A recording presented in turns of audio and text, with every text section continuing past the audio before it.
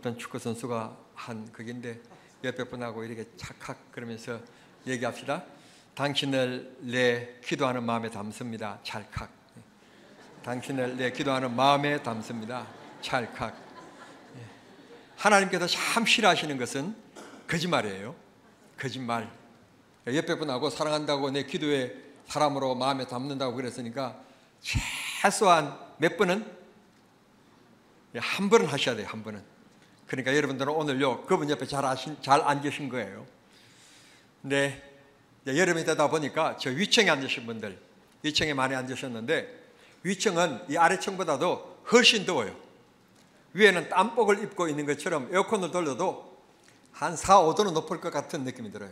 여기 있다가 거기 가고 오면 흑 하고요, 거기 있다가 밑에 내려오면 와 시원하다 그런 느낌은 같거든요. 물론 여름에 누가 내 옆에 와서 앉는 것 아주 싫어해요. 더운 날에 누가 와서 앉으면 온기가 있기 때문에 싫거든.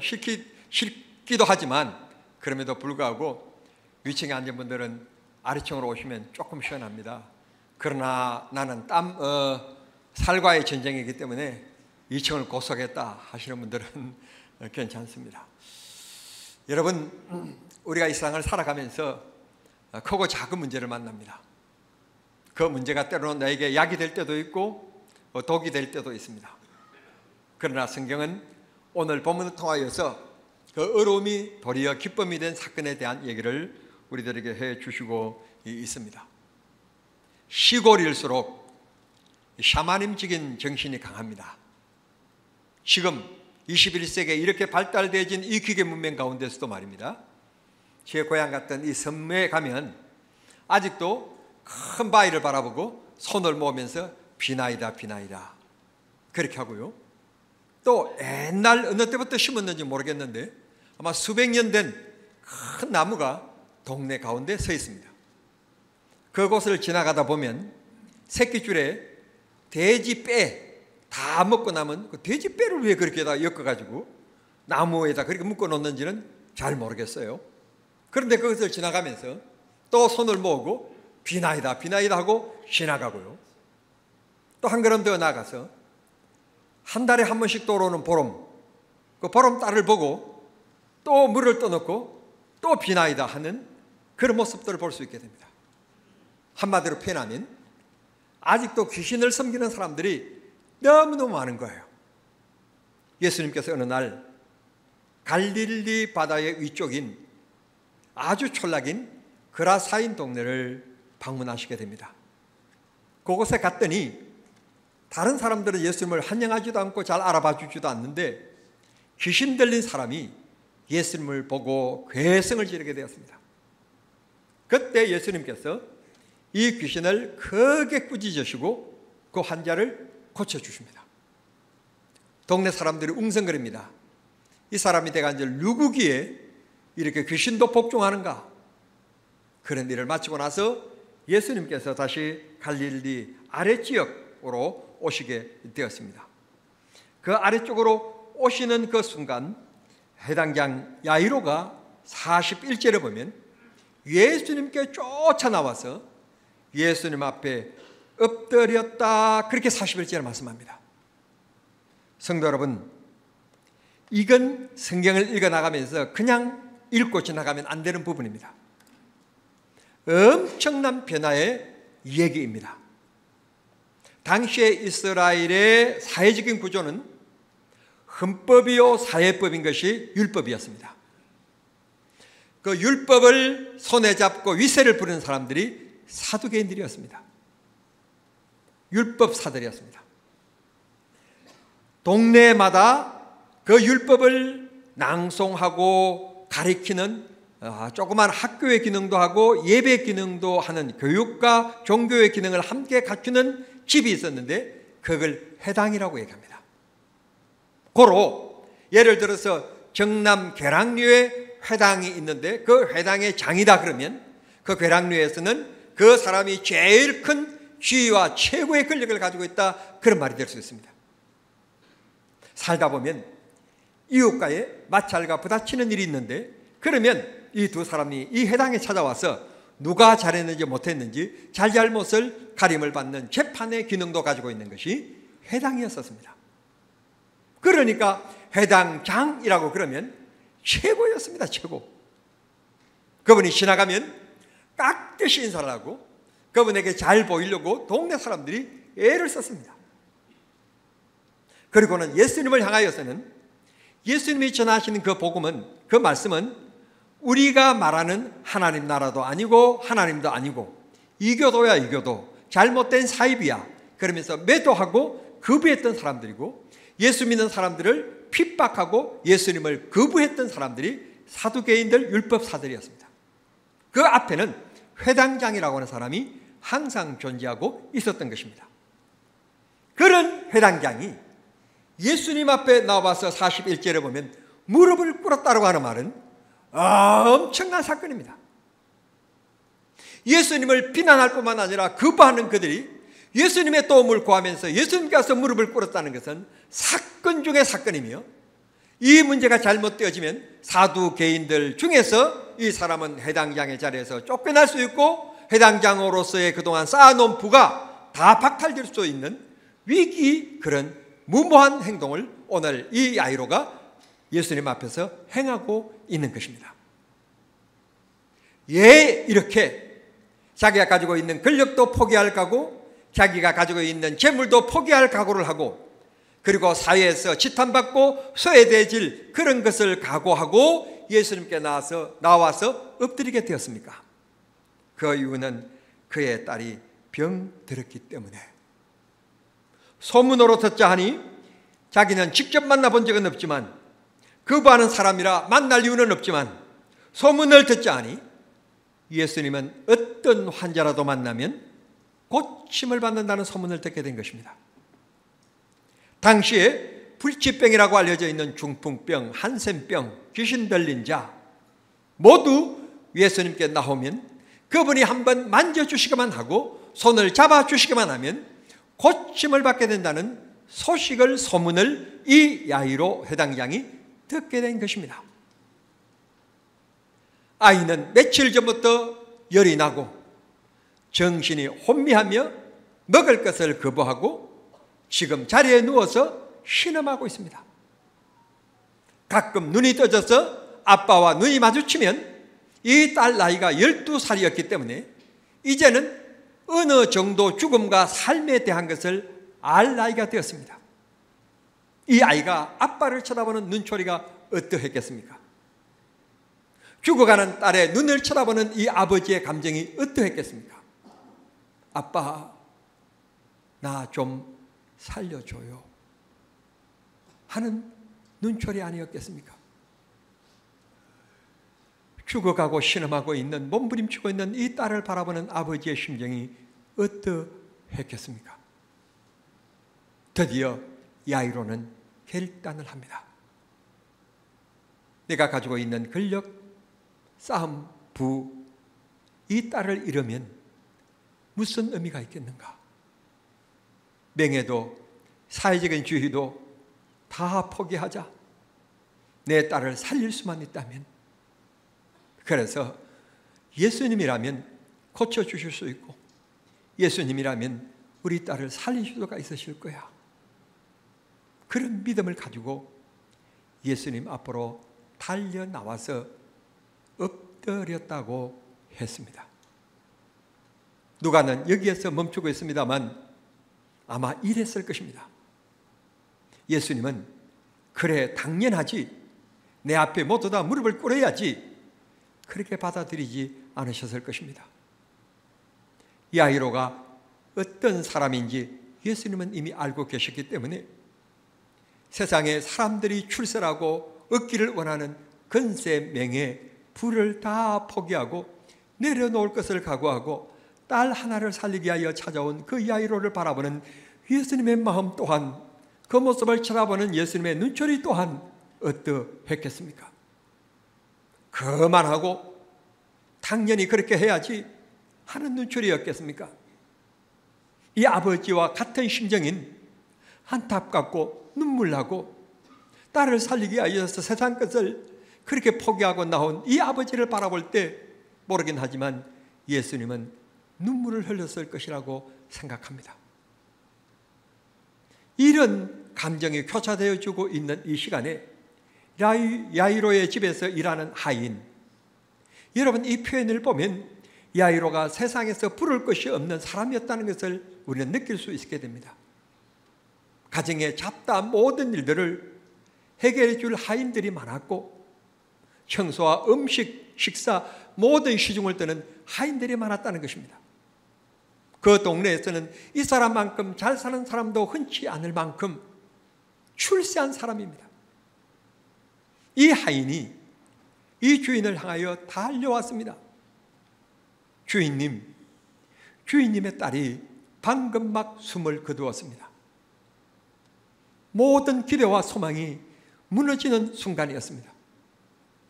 이 사람아, 이 양아이가 죽었다면 죽은 것이지 이렇게 알려준다고 해서 내 딸이 살아날 것도 아니라면 그냥 내가 집에 돌아올 때까지 참고 기다리지, 이렇게 와서 나에게 이 소식을 전해줄 이유가 뭔가 할 수도 있지 않겠습니까?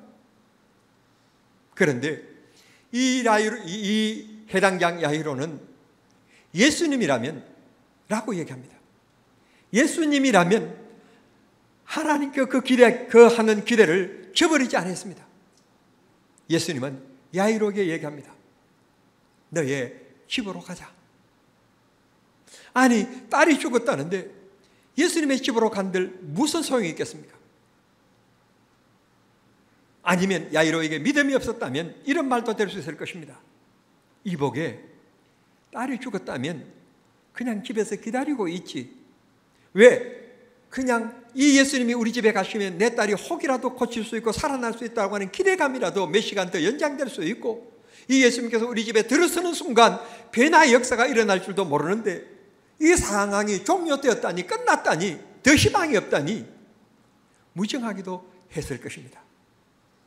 그런데 여러분, 오늘 말씀을 통하여서 우리에게 던지고자 하는 주의 뜻이 무엇입니까? 예수님을 이교도 사이비 그러면서 매도하면서 율법주의자들이 예수님을 철저히 봉쇄했습니다. 복음은 그런 봉쇄하고 있는 그들까지 담을 뛰어넘습니다. 야이로라고 하는 사람이 딸이 죽어가는 사건을 통하여서 예수님께 굴복함으로 말미암아 사두개인들, 율법사들에게 예수님의 말씀, 이 복음이 스며들기 시작했다고 하는 놀라운 선교적인 의미를 가지고 있는 게 본문입니다. 하나님의 말씀은 능치 못할 일이 없고 못하실 일이 없습니다. 말씀이 전파되어지는 곳에는 주의 역사가 이루어지는 것이고 주의 역사가 나타나게끔 되어 있습니다. 하나님의 말씀은 살아있고 운동력이 있어 좌우의 날쌘고보다도 강한 능력을 가지고 있는 게 하나님의 말씀이라고 했습니다. 사랑하는 성도 여러분, 우리 앞을 가로막는 암흑이 있고 힘들고 어려운 문제가 있더라도 여러분, 예수님이라면 해결할 수 있다는 믿음을 가지시기를 바라고, 여러분 말씀의 능력을 꼭 믿는 성도님들이 되시기를 바랍니다. 다시 한 번 더 말씀드립니다. 이 세상의 힘으로는 안 됩니다. 능력으로도 안 됩니다. 힘으로도 안 됩니다. 돈으로도 안 됩니다. 그러나 예수님이라면 됩니다. 믿어라. 믿어라. 오늘 하나님의 능력이 약해진 것이 아니라 우리의 믿음이 약해진 것입니다. 믿음을 가지고 있으면 능치 못할 일이 하나도 없습니다. 하나님께서는 우리의 사정 잘 아시기 때문에 고칠 것 고쳐주시고 부족한 것 채워주시며 무식한 것 지혜롭게 하시고 약한 것 강하게 해주시는 하나님의 사랑이 있다는 것을 꼭 기억하시기를 바랍니다. 오늘 해당장 야이로가 예수님을 비방했고 대척점에 서 있는 사람이 예수님께 나와서 무릎을 꿇었다고 하는 것, 엎드렸다고 하는 것은 엄청난 사건입니다. 복음은 이렇게 구별하지 않고 힘있게 나아가고 있는 것을 말씀해 주십니다. 우리는 가끔 가다 얘기합니다. 세상 사람들 다 예수 믿어도 저 사람은 예수 안 믿을 거야 라고 우리는 판단할 때가 많습니다. 그렇지 않습니다. 하나님이 하실 일은 놀라운 역사가 있습니다. 내가 복음을 전하지 않아서 문제지, 예수가 그리스도라고, 예수가 우리 구주라고, 예수는 나의 영생이라고, 예수는 우리의 기쁨이라고 내가 복음을 전하지 않아서 문제지, 말씀을 전하는 그곳에 주의 역사는 일어나는 것입니다. 우리 가정이 왜 힘듭니까? 우리의 가정에 주인을 주님으로 모셔보십시오. 주님으로 모셔보시면 나는 그 주님의 종인데 주님의 말씀에 순종하지 않을 수 없으니 그 가정은 행복해질 수밖에 없습니다. 내 것이라고 생각하고 내가 이 가정의 가장이라고 생각하기 때문에 문제가 있는 것이지, 주님이 내 가정의 주인으로 모시면 능치 못함이 없을 뿐만 아니라 그 가정에 행복이 마를 수가 없는 것입니다. 하나님 끊임없는 사랑과 은혜를 베풀어 주실 줄을 믿습니다. 여기에서 잠깐 또 한 가지 생각할 것, 부모라고 하는 존재입니다. 야이로가 이 회당장까지 올라가기 위하여서 얼마나 많은 고난과 도전과 힘든 일들이 많았겠습니까? 하루아침에 그냥 된 것 아니지 않겠습니까? 율법이 지배하고 있는 그 사회 가운데서 율법주의자로 인정을 받아야만 합니다. 사도 바울처럼 율법을 전문적으로 공부하는 가마리엘 학교를 공부하든지 가정을 거쳐야만 합니다. 그 가정이 얼마나 까다로웠겠습니까? 그런 가정을 다 지난 다음에 드디어 회당장이 되었습니다. 그런 그가 부도 쌓았습니다. 출세도 했습니다. 많은 길거리를 지나가며 많은 사람들이 고개를 자기 앞에 숙입니다. 사람은 절대로 나는 그러지 않다고 생각하지만, 여러분들이 대통령의 자리에 올라가고 우리가 국회의원들을 욕하지만 국회의원의 자리에 올라가 보십시오. 우리도 별 다름이 없는 사람이 되고 맙니다. 사람에게는 돈과 권력이라는 것은 인생의 마약입니다. 마약. 그게 취하여지게 되어 있습니다. 담임 목사라고 하는 자리가 섬김의 자리라고 하는 것을, 하나님의 종이라는 것을 날마다 주님 앞에 고백하지 아니하면 내가 이 자리에 최고의 결재권자라고 하는 그만과 교만한 자리에 앉게 되어지는 것입니다. 항상 우리는 주님이 주인이시고 우리는 종이라는 이 위치를, 이 사명을 절대로 우리는 망각해서는 안 됩니다. 주님이 좋아하지 않으십니다. 기뻐하지 않으십니다. 오늘 부모라고 하는 말 한번 다시 생각해 보십시오. 이렇게 쌓은 명예요, 이렇게 모은 재산들입니다.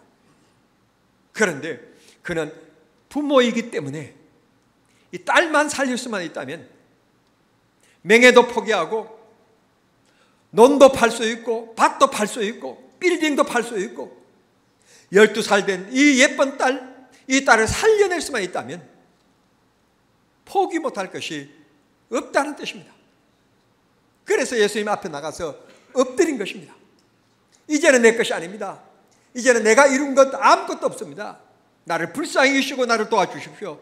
예수님 앞에 무릎을 꿇은 것입니다. 부모는 그런 것입니다. 자식을 위해서라면 땀 흘려 평생 동안 모아놓았던 논에 등기도 내어놓고 평생에 모으기만 했지 써보지 못한 기가 다른 저금 통장도 도장도 자식 앞에 밀어놓는 게 부모의 심정인 것입니다. 저는 가끔 가다가 마음에 감동이 밀려올 때가 있는데, 뭔가 하면 기도하면서 하나님을 아버지라고 부를 때입니다.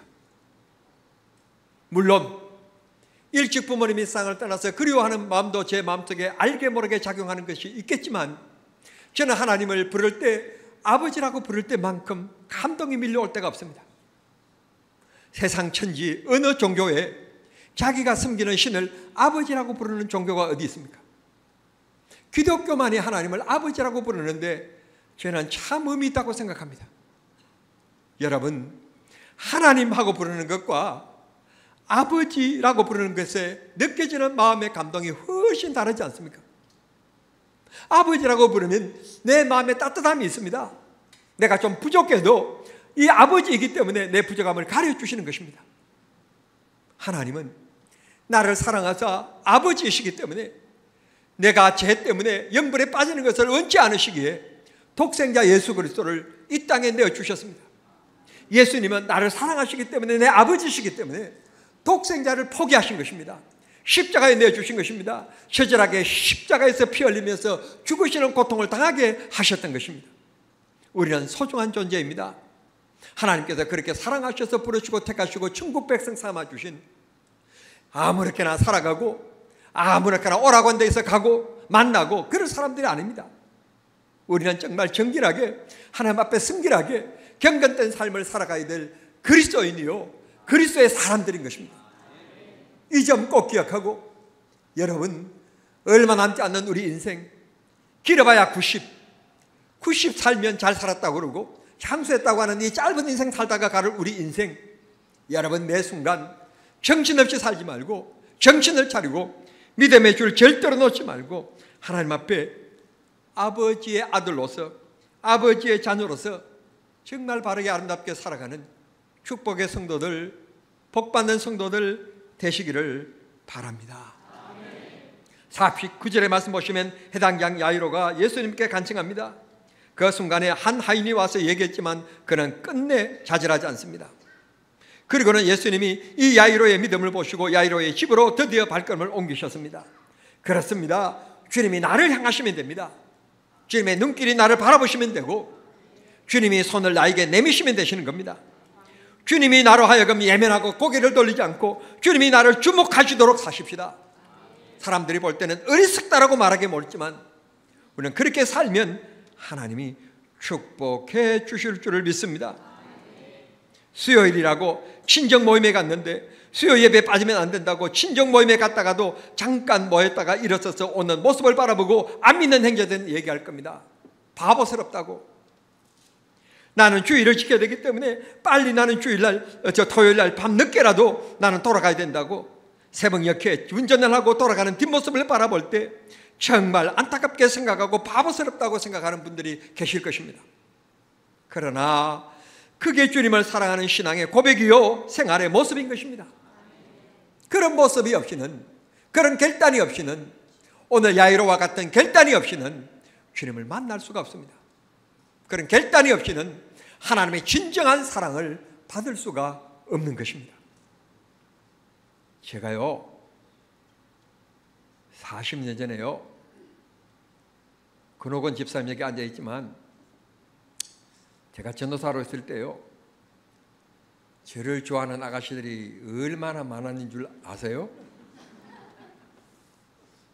그들 중에는요 부잣집 딸도 있고요 키 큰 아가씨도 있고요 깎아놓은 듯이 예쁜 아가씨도 있고요. 그런데요 내 행복을 위해서는 다 버려야 됐어요. 다 버리고 손영주 씨를 선택해야만 했었어요.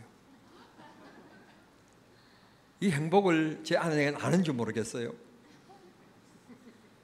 우리가 진정한 부부가 되려면, 진정한 사랑과 행복을 나누려면 버려야 될 것들이 많습니다. 주님을 진정 사랑하기 위해서는 세상에 포기해야 될 것들이 많습니다.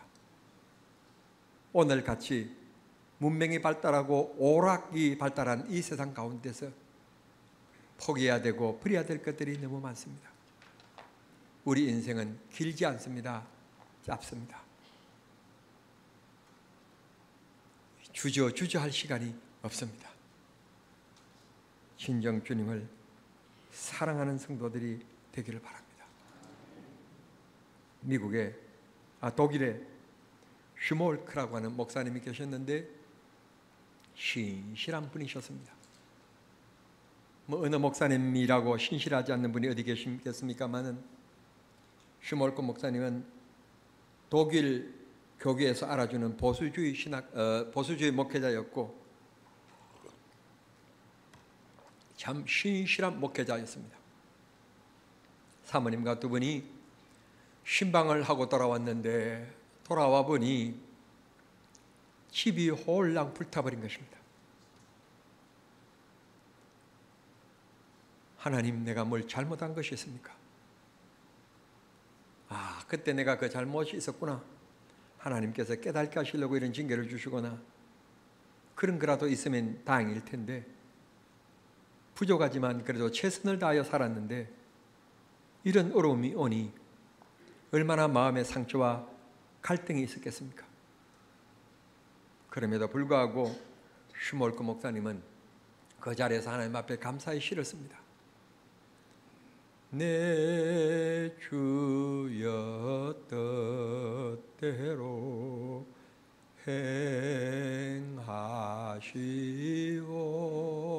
행하시옵소서. 성도 여러분, 시비 불타고 힘들고 어려운 상황 가운데서 주님의 뜻대로 하십시오라고 하는 신앙의 고백이 가능할까요? 가능하시리라고 생각합니까?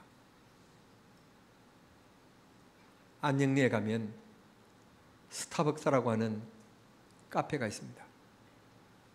그 뒤에 하늘향기교회라고 하는 우리 교단 교회가 개척되어졌는데 박평열 목사님이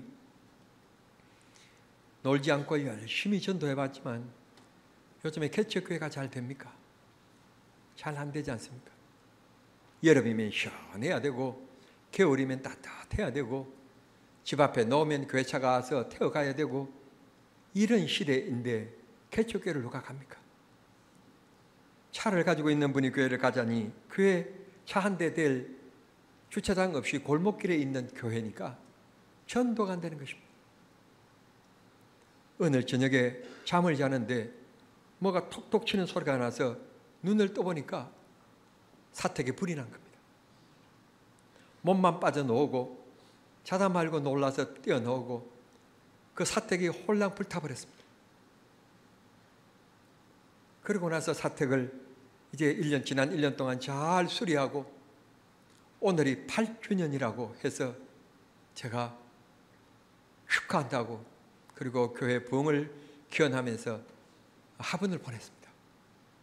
너무 감격하면서 사진을 찍어서 보내주었는데 놀라운 사실은 그렇게 해도 전도가 안 되던 교회가 불나고 나서 그렇지 우리 교회 앞에 스타벅스가 있지 스타벅스 바로 뒤에 우리 교회가 있다는 것을 알려주는 방법이 너무 좋은 방법이라 전도지를 다시 만들어가지고 스타벅스를 크게 그리고 그 뒤에다가 교회를 그린 거예요. 그전에는 그 스타벅스가 있다는 걸 생각지도 못하고 이 골목으로 돌아서서 우측으로 20m 뭐 이렇게 돌면 교회가 있다는 이런 표현만 했는데 이제는 그런 필요 없이 그냥 십자가는 보이니까 스타벅스 뒤에 있습니다. 너무 간단했던 거예요. 그렇게 했더니 8가정이 1년 동안에 교회 들어와서 등록회에서 오늘은 그래도 좀 괜찮은 풍성한 가운데 8주년 예배를 드린다는 거예요. 여러분 우리가 뭐 잘못해서 주님이 고난 주시는 것도 아니고 하나님의 위대한 뜻을 이루시려고 고난 주시는 것입니다. 야이로의 딸이 이렇게 고난당하는 것은 하나님의 위대한 뜻을 이루시려고 하나님께서 그런 어려움을 주셨던 것입니다. 예수님께서 말씀하십니다. 믿어라. 나를 믿어라. 그렇게 말씀합니다. 다른 사람들이 오늘 성경에 보면 비웃었다라고 얘기했습니다. 이미 아이가 죽었는데 저 무슨 헛소리를 하고 있는 거냐? 정신없는 얘기를 하고 있는 거냐? 하고 비웃었다고 얘기하고 있습니다. 그리고 그 집은 이미 초상집의 분위기였습니다. 52절에 보면 모든 사람이 아이를 위하여 울며 통곡하며 예수께서 이르시되 울지 말라 죽은 것이 아니라 잔다 하니 그렇게 말씀하니 이 사람들이 그저 예수님을 바라보고 비웃었다고 했습니다. 그런데 예수님께서는 이 아이가 죽어있는 시체가 누워있는 그 방에 사랑하는 제자 셋과 그 부모님들만 데리고 방 안에 들어가셨습니다. 그리고는 54절의 말씀 보시면 예수님께서 아이의 손을 잡고 불러 이르시되 아이야 일어나라. 저는 아이야 일어나라라고 하는 말씀에 포커스를 맞추는 것이 아니라 예수님께서 말씀만 하신 것이 아니라 손을 잡고 라고 하는 곳에 오늘 저는 중점을 두고 싶습니다. 그렇습니다. 사랑하는 성도 여러분, 하나님께서 우리 자식들을 붙잡아 주시고 하나님이 우리 직장을 붙잡아 주시고 하나님께서 대한민국을 붙잡아 주시고 하나님이 우리 사업장을 붙잡아 주시며 하나님이 부족하고 연약한 이 촌락의 정남종합교회를 붙잡아 주시면 하나님의 뜻이 이루어질 줄 믿습니다. 우리가 하나님 앞에 엎드려야 될 이유, 하나님 우리 자식들을 붙잡아 주십시오. 기도하는 것입니다. 기도하면 하나님이 일하십니다. 하나님이 기적을 일으켜 주십니다. 쓰러져 가고 안 될 것 같고 끝난 것 같지만 부도난 것 같지만 주님이 붙잡아 주시면 일어나라 말씀 한마디에 거짓말같이 이 아이가 벌떡 일어났다는 말입니다. 정말 이런 일이 가능할까요? 예수님이면 가능합니다. 예수님이라면 라고 말씀합니다. 우리는 부족합니다. 돈으로도 안 됩니다. 힘으로도 안 됩니다. 능력으로도 안 됩니다. 지혜로도 안 됩니다. 그러나 예수님이라면 할 수 있습니다. 이게 우리의 믿음입니다. 이런 믿음을 가지시길 바랍니다. 오래전에도 제가 말씀드린 것으로 기억나는데, 제가 책을 읽으면서 감동적인 문구 하나를 잊을 수가 없습니다. 성경에는 두려워하지 말라라고 하는 말이 365번이 나온답니다.